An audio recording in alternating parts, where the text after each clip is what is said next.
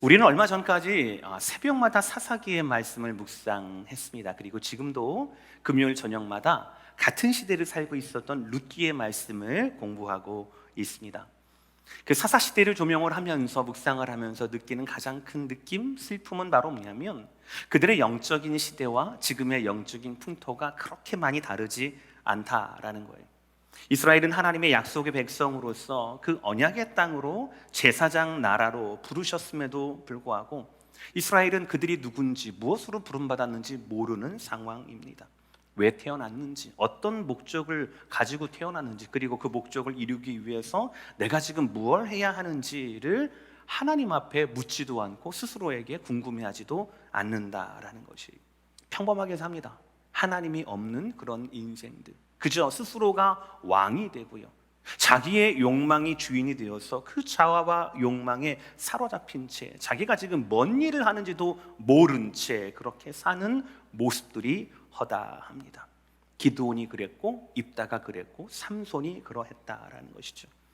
너무나 안타까운 것은 그들이 하나님의 임재를 경험했고 하나님의 능력을 소유했음에도 불구하고 하나님을 더 이상 알려 하거나 하나님의 영광을 위해 살려고 하지도 않았다라는 것입니다. 왜 그런 시대가 될 수밖에 없었는가라는 그 원인이 사사기 17장부터 21장 후반부에 나옵니다. 두 가지 에피소드인데요, 공통점이 있어요. 모두가 말씀을 맡은 레위인들의 타락, 레위인들의 타락에 따른 말씀의 부재 때문이었어요. 말씀을 부르짖으니 가르치고, 그리고 또 백성들 앞에 하나님과 함께 서는 제사장이라고 하면서도 그들은 물질 때문에 종교 기능인으로 전락해버리는 자들이 있었고요, 레위인이면서 첩을 구하는 그런 자들도 있었다라는 것입니다. 이렇게 말씀이 없으니 하나님의 백성으로서의 거룩함이라고 하는 것이 증발돼 버리고 말지요. 여러분, 모양만 남은 예배, 돈을 쫓는 사역자를 통하여서 어떻게 바른 신앙의 삶이 세워질 수 있겠습니까? 사사기를 통해 보는 그 영적 위기는요, 지금의 우리에게도 동일하게 적용됩니다. 여러분, 유사 이래로 지금처럼 많은 복음의 메시지가 생성이 되고 전달되는 그런 때가 있었습니까? 유사 이래로 이렇게 많은 사역자들이, 이렇게 많은 목사님들과 선교사님들이 계셨던 적이 있었습니까? 유사 이래로 이렇게 많이 선교 사역이 활발하게 이루어지는 때가 있었습니까? 그럼에도 불구하고 하나님 보세요, 우리가 21세기에 이렇게 많은 교회가, 이렇게 많은 목사님이, 이렇게 많은 선교 사역을 하고 있습니다 라고 우리가 그 규모를 우리를 부르신 베드로전서의 하나님 부르심 앞에 자랑할 수가 없는 시대라는 거예요. 베드로전서 1장 15절의 말씀 다 함께 읽겠습니다. 시작. 오직 너희를 부르신 거룩한 이처럼 너희도 모든 행실에 거룩한 자가 되라. 하나님을 우리를 무엇으로 부르셨습니까?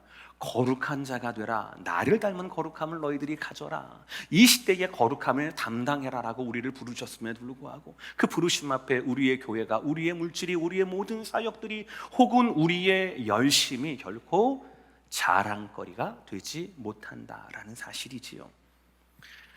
그러니 사랑하는 성도 여러분, 고민하시기를 바랍니다. 우리가 사사기 같은 세상을 살아가면서 어떻게 하면 더 잘 살게 될까를 고민하지 마시고, 이런 세상 가운데 어떻게 해야 이 땅에서 하나님이 원하시는, 기뻐하시는 거룩함을 감당하는 삶을 살 수 있을까를 고민하셔야 돼요. 그걸 고민하셔야 하는 겁니다. 같은 시대를 살았지만 사사들은 망하게 되었습니다. 그러나 같은 시대를 살았지만 아무 힘이 없는 룻은요, 보아스는요, 하나님의 약속을 이루는 도구가 되었다라는 거예요. 같은 시대예요, 같은 분위기입니다. 그러나 달랐다라는 것입니다. 그 시대가 감당해야 할 거룩함의 본분을 온전히 감당하는 사람들이 사사기에도 있었다라는 것입니다. 사랑하는 성도 여러분, 어떻게 하면 우리가 하나님의 부르심답게, 제사장 나라답게, 책한 족속답게 거룩한 나라의 왕 같은 삶을 살 수가 있겠습니까? 어떻게 살아야 부끄럽지 않은 하나님의 소유로 살 수 있겠는가라는 거예요. 그 모든 질문과 고민 가운데 오늘의 말씀이 저와 여러분에게 답이 되기를 주의 이름으로 축복합니다. 우리 첫 번째 대지 다 함께 읽겠습니다. 시작. 순리대로 사모하면 됩니다. 순리라고 하는 것은 자연스러운 것을 말해요. 여름, 가을, 겨울, 봄, 또 여름, 이것이 순리입니다. 오늘 말씀은 성도의 거룩함에 대해서 순리를 알아야 한다라고 말씀하시고, 이 순리는 크게 두 가지 말씀이에요. 2장 1절에는요 악한 것들을 버려라, 2장 2절에는요 신령한 것들을 사모하라 라는 겁니다. 두 가지 본동사예요. 버리고 사모하라. 따라합시다. 버리고 사모하라. 이걸 딱 새기시면서 1, 2절 말씀 다 함께 읽어보겠습니다. 시작. 그러므로 모든 악독과 모든 기만과 외식과 시기와 모든 비방하는 말을 버리고 갓난 아기들 같이 순전하고 신령한 젖을 사모하라. 이는 그로 말미암아 너희로 구원에 이르도록 자라게 하려 함이라. 아멘. 거룩함은 하나님의 성품이에요. 하나님의 단어입니다. 우리의 것이 아닙니다. 그러므로 우리의 의지나 노력이나 내가 이렇게 과거에 이런 신앙을 가졌었어, 혹은 인내심 같은 것들이 우리를 거룩에 이르게 하지 못한다라는 거예요. 예를 들어 볼까요? 여기 계신 저를 포함한 어느 누구도 아브라함이나 다윗보다 하나님과 가까운 사람은 없을 거예요. 그러나 그들은 그들의 행위로 그 거룩함을 인정받지 못했습니다. 그들도 약속의 땅에 가뭄을 만나니까 우연히 뒷뜰을 거닐다가 우리의 아내의 알몸을 보니까 그 안에 있는 정욕을, 그 유혹을 이기지 못했다라는 것이에요. 그러므로 어느 누구도 오늘 1절의 말씀처럼 악한 것들을 버림을 통하여 버려서 거룩함을 얻을 수 있는 사람은 아무도 없다라는 거예요. 왜입니까? 육체가 가지는 죄성이 너무나 깊어요. 그 죄성을 향한 세상의 유혹이 너무나 강하기 때문이라는 것이죠. 그러므로 여러분, 어떤 가르침 가운데 이러한 저러한 것들을 버리고 참아야 거룩함에 도달할 수 있다, 마치 돌을 닦는 것처럼 거룩을 얘기한다라면 그 가르침에서 멀리 떠나야 합니다. 그들은 바리새인들이에요. 종교를 가르치는 율법주의자들과 같다라는 거예요. 굉장히 그럴듯하지만 구약에서도 실패한 역사가 바로 그런 역사들이지요. 그러므로 여러분, 거룩함에 관한 두 가지 순리, 버리고 사모하는 것, 두 가지 중에서요 가장 우선순위는 바로 뭐냐면 사모함이 되어야 한다. 버림이 아니에요. 사모해야 버릴 수 있게 된다라는 거예요. 이것이 순리입니다. 우리 2절만 보시겠습니다. 2절의 말씀 다 함께 시작. 갓난 아기들 같이 순전하고 신령한 젖을 사모하라. 이는 그로 말미암아 너희로 구원에 이르도록 자라게 하려 함이라. 아멘. 신령한 것에 대한 사모함이 먼저라는 거예요. 여러분, 우리 케일롭도 있지만 갓난아이, 젖먹이 갓난아이를 여러분 생각을 해보세요. 그 젖을 향한, 신령한 젖을 향한 이 아이의 사모함, 이 사모함은요 이 아이의 할 수 있는 모든 것을 집중하는 거예요. 아이가 기분이 좋을 때는 기분 좋고 잘 때는 천사 같잖아요. 그렇죠. 천사 같고 뽀송뽀송하고 희희낙낙하잖아요. 그러나 신령한 젖에 대한, 내가 저걸 먹고야 말겠다라고 하는 그 부분에 있어서는 이 아이는요 이기적이까지 합니다. 엄마가 졸린지 안 졸린지, 아픈지 안 아픈지 상관없어요. 저희 아이도 첫째, 둘째, 셋째 모두 다 모유수유를 했거든요. 보니까요 진짜 힘들겠더라고요. 2시간마다 우는데요 2시간마다 물려야 되는 거예요. 어머니가 피곤할 테니까 내가 한 3번은 참고 좀, 그 다음에 내일 아침에 다시 울어야지. 이런 애기는 아무도 없어요. 배고프면 우는 겁니다. 기저귀 갈아달라고 우는 겁니다. 잠자리가 불편하잖아요. 우는 거예요. 그냥 우는 거, 빽빽빽빽 대고 우는 겁니다. 울어도 안 되면은요 젖냄새를 해가지고 입을 이렇게 하고요, 공갈젖볶이 막 빨고요, 손 빨고요, 막 고개를 돌리고 막 하는 거예요. 최선을 다해서 신령한 젖을 사모하는 거예요. 이것이 본능입니다. 젖을 사모하는 것이 갓난아이의 본능이에요. 그리고 이 본능에 따른 결과가 뭐예요? 2장 2절 하반절 말씀 성장이에요. 다 함께 시작. 이는 그로 말미암아 너희로 구원에 이르도록 자라게 하려 함이라. 아멘. 본능이 추한 게 아니에요. 이기적인 게 아닙니다. 성장을 이뤄내거든요. 그러므로 젖먹이 아이, 갓난 아이가 갖는 이 순리, 우리는 이것을 잘 알아야 합니다. 그런데요 그 순리에는요, 젖먹이 아이의 젖을 사모하는 그 순리에는 반드시 어떤 조건이 있습니까? 어떤 절대적인 조건이 있습니까? 누가 있어야 젖을 찾을 때 젖을 먹을 수가 있어요? 엄마의 존재예요. 엄마의 존재예요. 잠을 자지 않고요, 아이의 모든 필요를 책임져 주고요, 자기의 안락함과 자기를 포기하고요, 아이만을 위해서 살아가는, 그리고 그것이 또 이게 아니라 그것이 자기에게 기쁨이 되는, 젖을 먹이는, 찾을 때마다 젖을 물려주는 엄마의 존재가 이 아이에게는 필수적인 거라는 거죠. 저와 여러분의 성도의 거룩함도 마찬가지입니다. 성도의 거룩함에 있어서 절대적인 조건이 우리의 선한 의지가 아니에요. 그거는 이미 박살났습니다. 성도의 거룩함에 대한 가장 큰 조건은 바로 뭐냐면 하나님의 존재라는 거예요. 우리에게는 엄마가 있어야 돼요. 엄마가 있어야 젖을 먹을 수 있는 것처럼, 저와 여러분의 영혼에 새겨진 순리대로 우리는 가장 먼저 하나님의 품을 사모해야 한다라는 거죠. 그러면 오늘 말씀처럼 우리가 다른 것들, 악한 것들을 버릴 수가 있어요. 사모해야 악한 것들을 버릴 수가 있다는 겁니다. 모든 악독과 모든 기만과 외식과 시기와 모든 비방하는 말을 겉옷을 벗듯이 벗어버리는 것이 언제 가능하다고요? 하나님의 말씀, 그 신령한 것을 사모하면 된다라는 거예요. 그러므로 사랑하는 성도 여러분, 여러분 모두를 자녀 삼아주신 하나님을 찬양하십시오. 무엇보다도 하나님의 아버지 되심과 우리의 자녀됨을 믿고 그 순리에 따라 하나님의 품을 사모하셔야 합니다.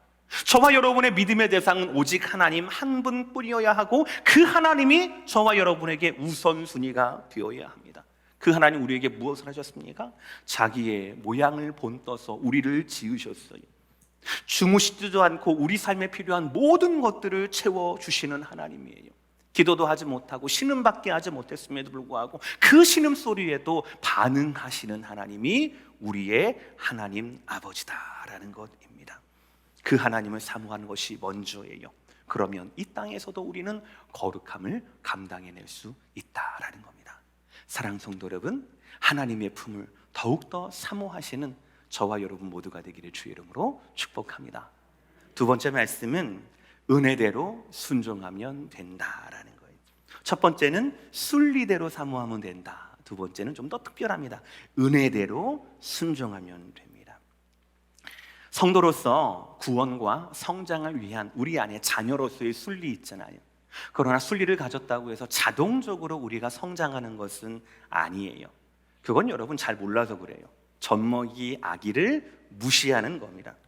젖을 주는 어머니의 모성도 순리가 있지만 젖을 먹는 아이에게도 순리가 있어요. 우리가 보기에는 편안하게 젖을 빠는 것 같지만 그렇지 않다라는 겁니다. 여러분, 우리말에 끝까지 있는 힘껏 최선을 다해라 라는 말, 쉽게 뭐라고 얘기합니까? 젖 먹던 힘까지 다 내라 라는 그런 말을 들어보셨을 거예요. 젖 먹는 힘은요, 대단한 겁니다. 제가 사실 모유 수유를 하기 전에 막 찾아봤었거든요. 저희 아이들 키울 때 한 20년 됐네요. 벌써 10여 년 됐네요. 보니까 뭐냐면 분유 있잖아요. 분유, 애기들 젖병, 이거를 빠는 것과 엄마 모유 수유할 때 엄마 젖을 빠는 게 힘이 50배가 차이가 난대요. 50배가 차이가 난다라는 겁니다. 물고 있다고 그냥 저절로 들어오는 게 아니에요. 빨아야 되는 거예요. 그러니까 입 밖에 움직일 수 없는 그 갓난 아이가 지금 젖을 빠는 그 순간에는요, 일생일대에 생전 처음으로 해보게 되는 가장 큰 노동을 하고 있는 거예요. 그는 젖을 먹는 그 순간마다 모든 힘을 쥐어짜서 최선을 다하고 있는 거예요. 그리고 그 최선의 결과가 평안인 거예요. 엄마 품에서 천사처럼 잠이 들고 내일 또 내일만큼 성장하게 된다라는 거죠. 이것이 50배의 힘을 내서 젖을 먹은 아이의 순리의 결과라는 거예요. 오늘 본문은 성도의 거룩함을 어렵게 설명하지 않습니다. 이건 되고 저건 안 되고 라고 하면서 율법적으로 선을 긋지도 않습니다. 계속해서 알기 쉽게 모두의 본능과 모두의 경험에 의거해서 우리에게 말씀을 이어나가세요. 그중 하나, 젖먹이가 왜 엄마 젖을 계속해서 찾게 되는가, 왜 엄마 품을 그렇게 그리워하게 되는가에 대해서 3절 이렇게 말씀합니다. 너희가 주의 인자하심을 맛보았으면 그리하라. 아멘. 너희가 주의 인자하심을 맛보았으면 그리하라. 여러분, 갓난아이가 왜 엄마 젖을 사모합니까? 왜 자꾸 찾습니까? 맛보았기 때문에 그래요. 다른 엄마보다 우리 엄마 젖이 훨씬, 이게 아니잖아요. 맛보았으니까 되는 거예요. 가만히 보세요, 여러분들. 아이들이 배고플 때만 엄마 품을 찾습니까? 아니에요. 잠이 오지 않을 때, 불안할 때, 좀 아플 때, 불편할 때, 그때마다 울어대고 그때마다 엄마 품에 안겨야 이렇게 어르고 달래줘야 울음을 뚝 그쳐요. 왠 줄 아십니까? 맛보았으니까요. 경험했으니까요. 엄마 품에서 구원을 맛보고 생명을 맛보고 사랑을 맛보고 그리고 또 회복을 맛보았기 때문인 거죠. 그러므로 자꾸 엄마를 찾고요. 중요한 것, 찾을 때마다 얻게 되는 거고, 찾고 얻고라고 하는 과정을 거듭하면서 이 아이는 더욱더 자기의 엄마에 대해서 따스한 그 품, 심장박동, 눈을 마주치면서 사랑하는 그 엄마를 통하여서 신뢰하게 되고 사랑하게 되고 결국은 엄마를 닮은 아이로 성장하게 되더라라는 겁니다. 저와 여러분의 거룩함의 몫도 똑같아요. 세상의 악함과 우리의 약함 가운데 우리가 어떻게 이 세상에서 하나님을 사모할 수 있겠습니까? 할 일이 얼마나 많은데, 눈에 어른거리는 유혹들이 얼마나 많은데, 그럼에도 불구하고 우리가 왜 거듭거듭해서 하나님의 말씀과 신령한 것을 사모하게 되느냐고요. 왜입니까? 3절의 말씀처럼 우리는 이미 주님의 인자하심을 맛보았기 때문에 그래요. 우리는 이미 복음을 통하여서 죄의 해결됨을 경험했기 때문에 그렇다라는 거예요. 2000년 전 예수 십자가와 부활의 진리가 우리의 삶과 우리의 영혼을, 우리의 죄성을 관통했기 때문에 그렇다라는 거예요. 그래서 우리는 그 후로도 계속해서 반복적으로 하나님의 은혜를 구합니다. 구할 때마다 하나님 우리에게 응답을 주시죠. 구하고 받고 라고 하는 이 반복적인 하나님과의 교제와 교제를 통하여서, 관계를 통하여서 우리는 더욱더 하나님을 신뢰하고 사랑하게 되고, 그러면서 자연스럽게 순리대로 우리는 하나님을 닮아가는 거룩함을 감당해낼 수 있게 되었다라는 것입니다. 성도가 계속해서 성장하려면요, 반복된 이러한 경험이 있어야 합니다. 갓난아이 땐 고개만 돌려도 엄마가 젖을 물렸던 그 신뢰, 고개만 돌려도 엄마가 나를 위로했던 그 신뢰, 그 신실하심이 성도로서 하나님과 계속 경험이 되어야 한다라는 것입니다. 그러니 사랑하는 성도 여러분, 먼저 자유하십시오. 뭘 해야 한다, 뭘 하면 안 된다, 거룩에 대해서 이야기할 때, 성화에 대해서 얘기할 때 이거 해야지 저거 해야지, 그거 아니에요. 먼저 우리는 맛봐야 합니다. 복음 안에서 하나님이 우리의 아버지 되심을, 하나님 품 안에 가장 신령한 것과 내가 필요한 모든 것들이 있다라고 하는 것을 예배를 통하여, 만남을 통하여, 일상을 통하여 매일매일 우리는 반복적으로 누려야 한다라는 거예요. 하나님은 우리에게 은혜를 매일매일 주셔요. 그리고 은혜가 이끄는 더 깊은 인도하심으로 우리는 기쁜 순종의 발걸음으로 따라가게 된다라는 것입니다. 이게 중요한 거예요. 하나님의 은혜가 있고 우리는 기쁜 순종으로 그 은혜에 따라가는 것, 이것이 계속해서 반복되면서 하나님을 더 사랑하고 신뢰하고 하나님을 닮아가게 되는 것. 사랑 성도 여러분, 하나님의 인도하심과 은혜 가운데 여러분을 맡기십시오. 그러면 족합니다. 그러면 우리가 감당해야 할 세상의 빛과 세상의 소금, 거창한 것이 아니라 거룩함의 본분을 감당해낼 수 있다라고 하는 거예요. 주시는 은혜 가운데 순종으로 답하는 저와 여러분 모두가 되시기를 주의 이름으로 축복합니다. 마지막 세 번째 말씀은 따라합시다. 우리 시작. 복음 진리대로 살면 됩니다.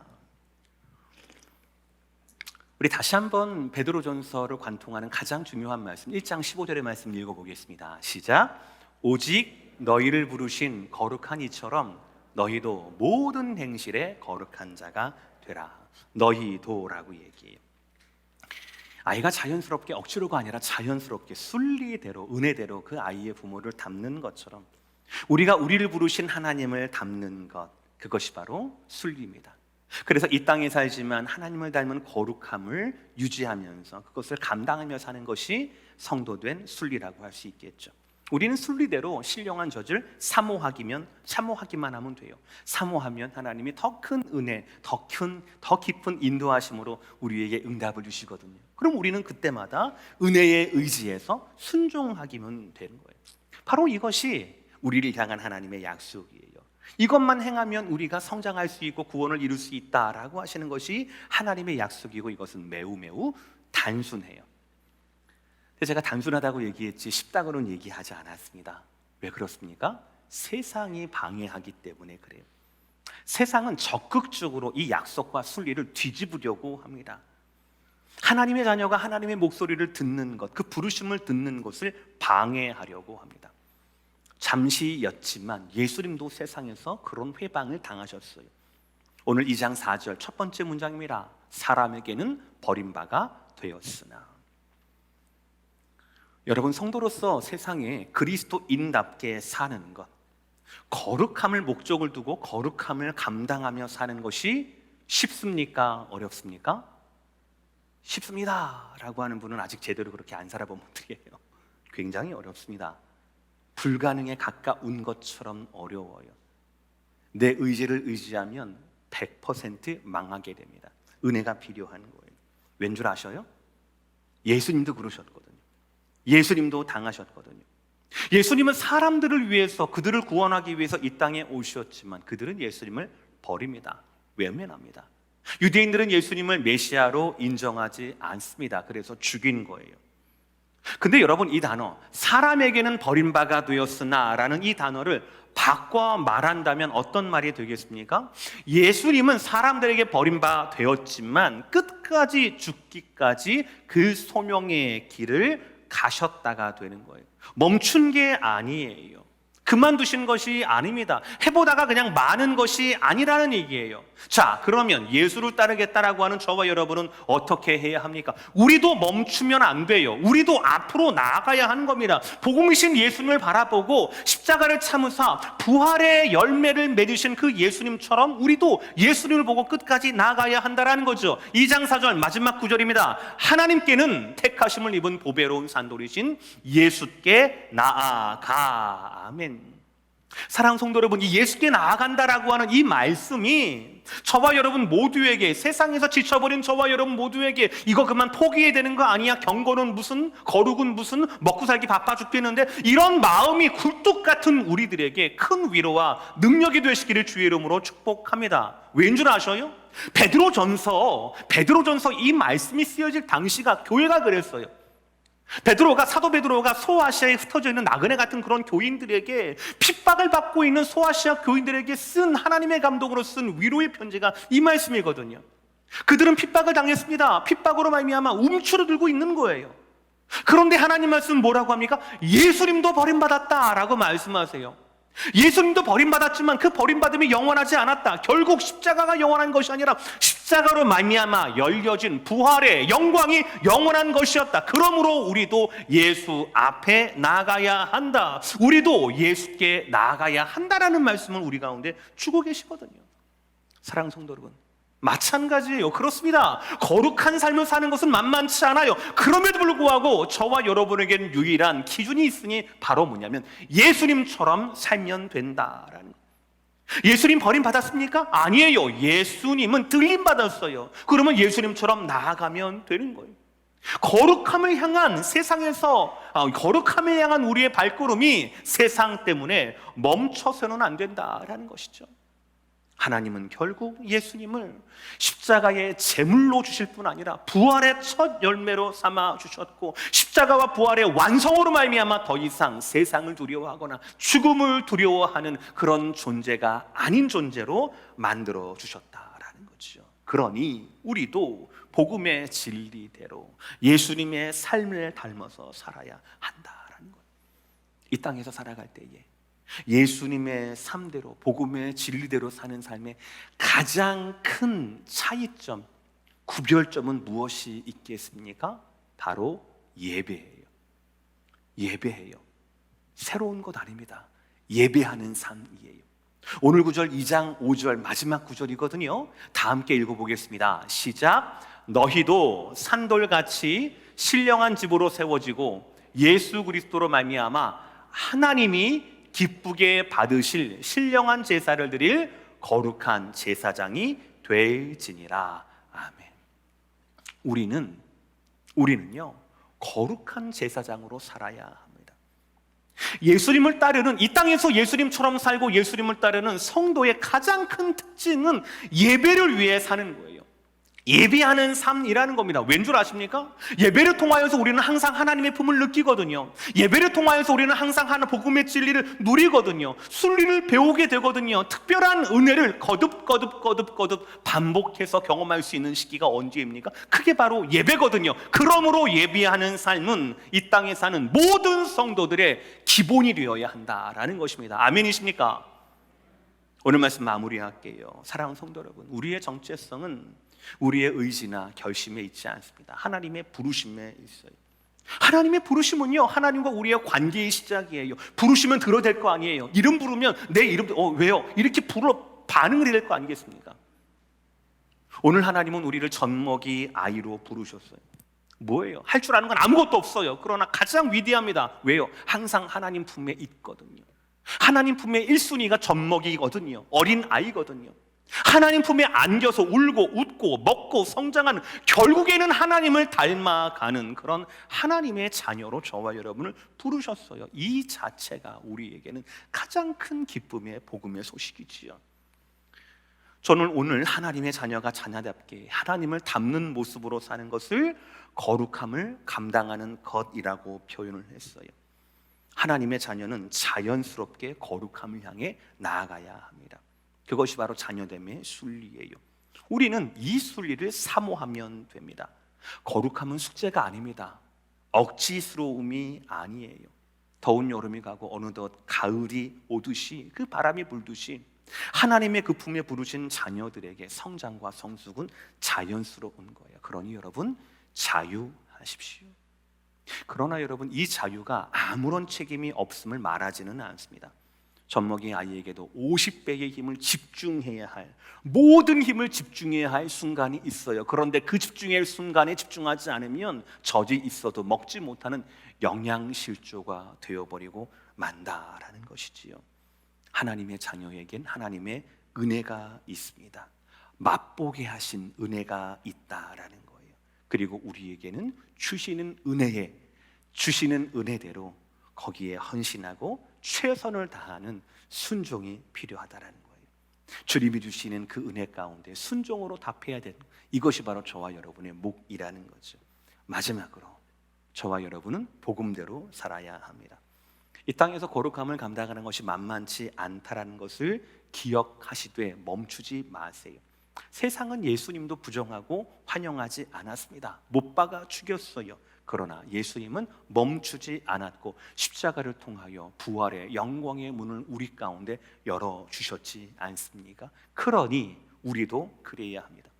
예수님께서 세상을 향해, 사명을 향해, 십자가를 향해 멈추지 않고 가셨다라면 우리도 예수님처럼 나아가야 합니다. 우리 한 사람 한 사람이 살아있는 교회가 되어야 합니다. 거룩한 제사장으로 살아있는 예배자로서 살아야 한다라는 것이에요.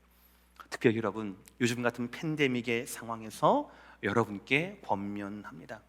여러분 삶 가운데 가장 예배에 최선을 다하십시오.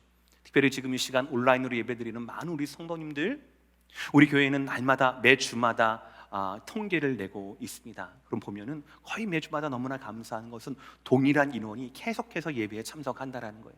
그거 쉽지 않잖아요, 여러분들. 그런데도 불구하고 우리 교회는 매 주일마다 실시간으로, 누적이 아니라 실시간으로 100가정이 항상 예배를 드리세요. 그것이 저를 얼마나 감사하게 하는지 몰라요. 절대로 나이브하게 풀어진 채로 예배를 드리셨다라면 그런 숫자가 나오지 않았을 거예요. 그럼에도 불구하고 다시 한번 권면드립니다. 예배하는 그 시간을 집중적으로 드리셔야 합니다. 왜냐하면 우리는 예배를 통하여 하나님 말씀을 먹어요. 예배를 통하여 하나님의 은혜를 인도하심을 받습니다. 예배를 통하여 우리는 하나님의 진리를 배워가기 때문이라는 거예요. 사랑하는 성도 여러분, 예배를 사모하고 예배에 집중함으로 말미암아 이 땅에서, 세상에서 하나님이 주신 사명인 거룩함을 감당해 내시기를 주의 이름으로 축복합니다. 하나님의 자녀라는 부르심을 믿고 주시는 은혜대로 순종하며 예수님처럼 멈추지 않고 앞을 향해 나아가십시오. 하나님의 그 품을 사모하시고 온갖 악한 습관을 버리십시오. 하나님의 예배에 최선을 다하시고 세상에는 도전하시기를 주의 이름으로 축복합니다. 그렇게 우리가 이 땅에 살아가면서 하나님의 기쁨이 되시고 세상 가운데 분명한 예배자의 흔적을 남기는 저와 여러분 모두가 되시기를 주의 이름으로 축복합니다.